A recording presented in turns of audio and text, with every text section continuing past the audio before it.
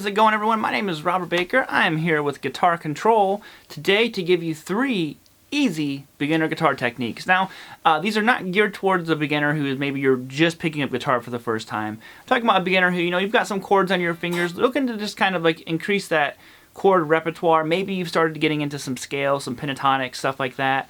And these are going to be great to really just increase the dynamics of your playing, because that's what a lot of techniques are for, is to give you a different dynamic kind of vibe to your playing. So maybe instead of picking every single note, you do some hammer-ons.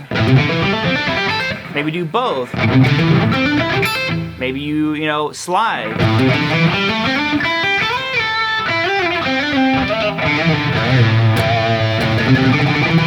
You pick each note a lot. A lot of that stuff. So we're going to talk about 3 of these easy techniques that are going to just kind of, get you on your way into that world of different, ideas, concepts, your thought process, stuff like that. So if you want tabs for this, that is down below in the description waiting for you. And other than that, we're going to go ahead and get going. Okay, so technique number 1 that we're going to be talking about is palm muting. Now, this is a great way to give yourself a whole new sound. If you're not familiar with palm muting, for one, this can really clean up your playing a lot. It's such a crucial component, left and right hand palm muting, but we're going to be focusing on our right hand palm muting right now. So basically what we're going to do is this, a simple idea, but if you're, like I said, if you're not used to palm muting, this is a good way to kind of get into it. We're going to go...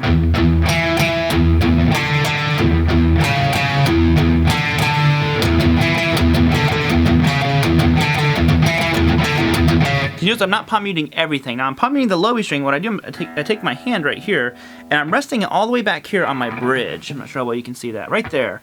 The farther back you have, the more chunk you get. Move up too far, and you just end up killing the strings.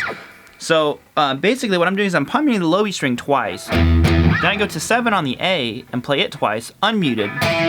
So what happens is your hand has to kind of get used to like bouncing off the strings a little bit. I mute again, then 5 on the A twice. Then I'm going to go to 4 on the A, then back to 5. So this is really good practice to get used to this palm muting. If you have to, just in the very beginning stages, if it gives you trouble, just mute the low E string by itself. Okay,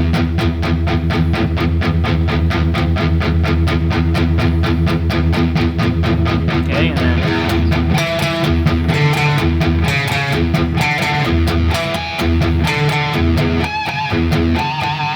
And there you would have your first technique.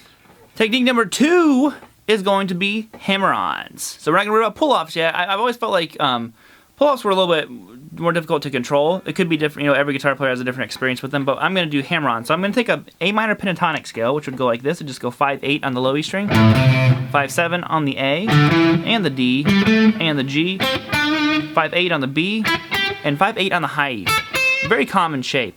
And what we're going to do is this. So we're going to be going...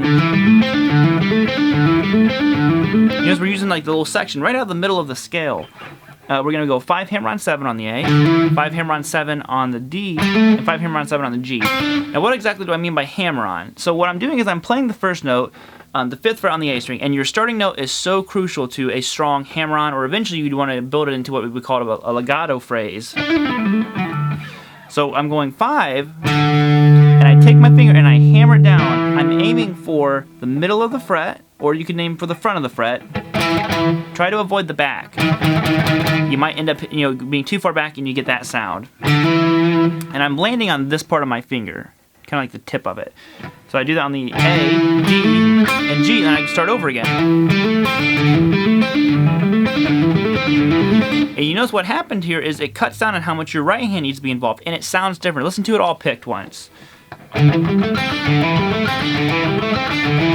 Hammer-ons.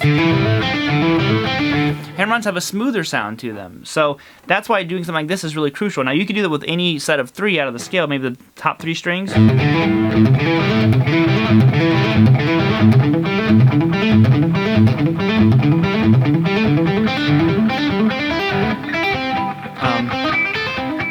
I did that first part just on those 3 because that way we kept our fingers the same. There's technique number 2. Now technique number 3, we're going to take our A minor pentatonic scale, do it all on one string, but we are going to be tremolo picking now. This was really made famous by, to me, Eddie Van Halen is the one.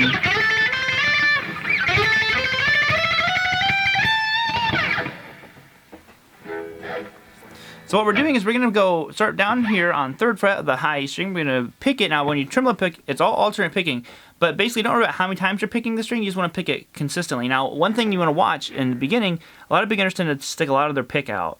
You really want to choke down on the pick. You don't need a whole lot of it sticking out. You can see how much is actually going up past my thumb. Not much. So just get to where you can keep a steady beat. This is a great one for metronome practice. Then go to 5. Then 8, then 10, then 12, then 15, then 17. Now eventually you want to get to where you just can pick it really fast. I'm not focusing on how many times I'm picking each one. I'm just picking fast. You want that real aggressive, just kind of like out of control sound, but yet it has to be controlled.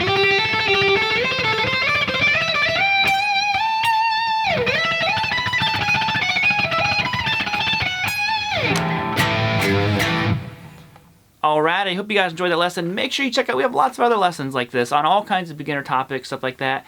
You can find them on our channel. Make sure you get those tabs down below, that'll help you. And other than that, I will see you next time. You have a great day, and keep on rocking.